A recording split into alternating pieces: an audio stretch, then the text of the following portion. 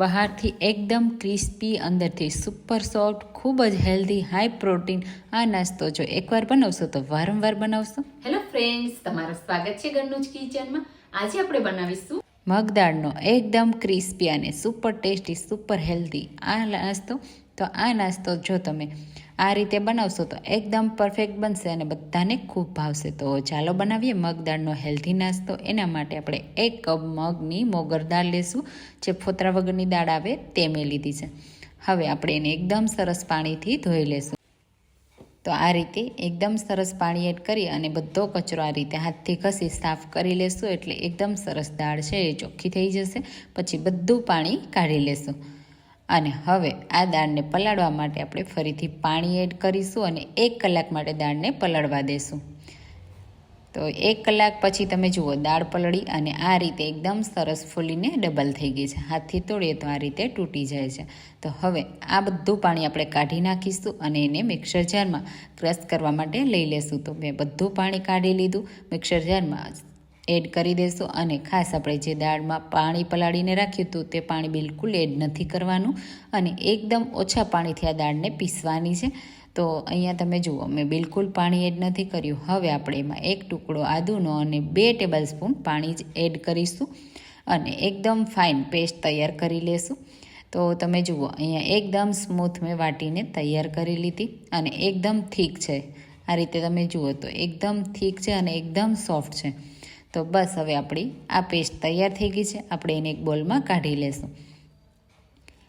તો આ મગદાળમાંથી એકદમ હેલ્ધી અને ટેસ્ટી આ નાસ્તો એકવાર બનાવી લેશો તો બધાને ભાવશે. અને તમે આ નાસ્તાની રેસીપી કઈ સિટીમાંથી જોવો છો મને કમેન્ટમાં કહેવાનું ભૂલતા નહીં. તમારે મારી નેક્સ્ટ રેસીપી કઈ જોઈ છે તે પણ કહેજો, હું તમારી સાથે શેર કરીશ. તો તમે જુઓ અહીંયા બધું બેટર મેં કાઢી લીધું. હવે આપણે એમાં થોડા મસાલા એડ કરીશું. તો સૌથી પહેલાં સ્વાદ પ્રમાણે મીઠું એડ કરી દઈએ, 1 ટીસ્પૂન આખું જીરું એડ કરીશું અને થોડી હળદર. તો મેં અહીંયા 1/4 ટીસ્પૂન હળદર પાવડર લીધો છે. સારી રીતે મિક્સ કરી લેશું. હવે આપણું આ બેટર એકદમ સરસ મિક્સ થઈ ગયું. હવે તમારે આ બેટરને રાખીને સ્ટોર કરવું હોય તો પણ કરી શકાય અને એમાંથી જ્યારે નાસ્તો બનાવવો હોય ત્યારે બનાવી શકાય. તો આપણું આ બેટર તૈયાર થઈ ગયું. હવે આ બેટરને આપણે 1 થી 2 મિનિટ સરસ એવું ફેટી લેવાનું, એટલે એકદમ સરસ આ નાસ્તો બનશે. હવે આ નાસ્તો બનાવવા માટે હું અહીંયા આ રીતે 2 ચમચા જેટલું બેટર અલગ લઈ લઉં છું અને હવે આપણે એમાંથી આ નાસ્તો તૈયાર કરીશું. તો એમાં આપણે બીજા પણ મસાલા એડ કરીશું. તો મેં અહીંયા 1 નાની સાઈઝની ડુંગળી લીધી છે, 2 નાની સાઈઝની મરચી લીધી છે, તીખાશ તમને જેટલી જોઈએ એ પ્રમાણે 2 ટેબલસ્પૂન જેટલું કેપ્સિકમ. તો અહીંયા તમે મકાઈના દાણા પણ એડ કરી શકો છો. જે તમને શાકભાજી પસંદ હોય બધા શાકભાજી એડ કરી શકાય. સારી રીતે મિક્સ કરી લેશું. હવે આ નાસ્તો અંદરથી એકદમ ફૂલેલો બને એના માટે આપણે એડ કરીશું ઈનો ફ્રૂટ સોલ્ટ. તો હું અહીંયા 1/2 teaspoon Eno fruit salt add કરું છું અને ઈનોને એક્ટિવેટ કરવા માટે થોડું પાણી.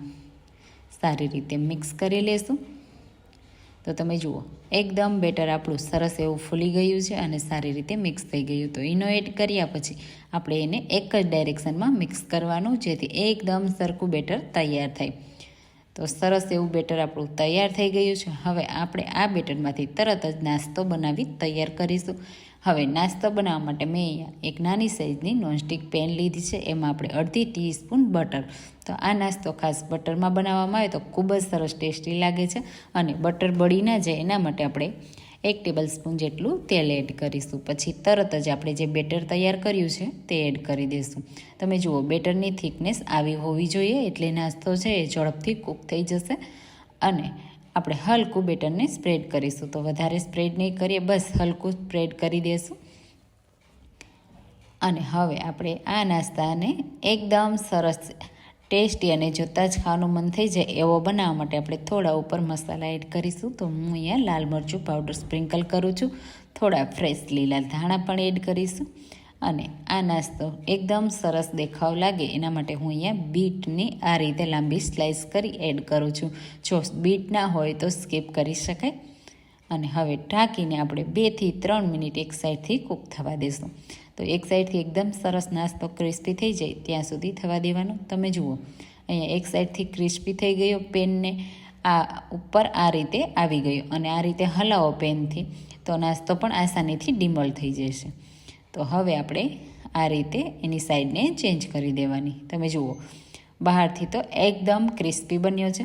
હવે આ નાસ્તો અંદર સુધી કૂક થઈ જાય અને અંદર સુધી બટર જાય એના માટે આપણે આ રીતે વચ્ચે કટ લગાવી દઈશું.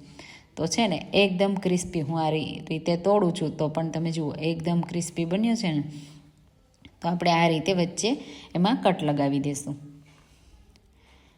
અને હવે આ નાસ્તાને આપણે કૂક કરીશું. એના પહેલાં આપણે થોડું બટર એડ કરીશું એટલે અંદર સુધી બટર જશે અને એની ફ્લેવર ખૂબ જ સરસ આવશે. ઢાંકીને 3 થી 4 મિનિટ માટે ફરીથી કૂક થવા દેશું. તો ગેસની ફ્લેમ એકદમ લો રાખવાની અને લો ફ્લેમ ઉપર આ નાસ્તાને કૂક કરવાનું એટલે એકદમ સરસ ક્રિસ્પી બનશે અને અંદર સુધી કૂક થઈ જશે. તો આપણો આ નાસ્તો બનીને તૈયાર થઈ ગયો છે. તો બીજી સાઈડ પણ તમે જુઓ એકદમ સરસ એવો ક્રિસ્પી થઈ ગયો છે. તો આપણો મગદાળનો હેલ્ધી હાઈ પ્રોટીન નાસ્તો બનીને તૈયાર થઈ ગયો છે.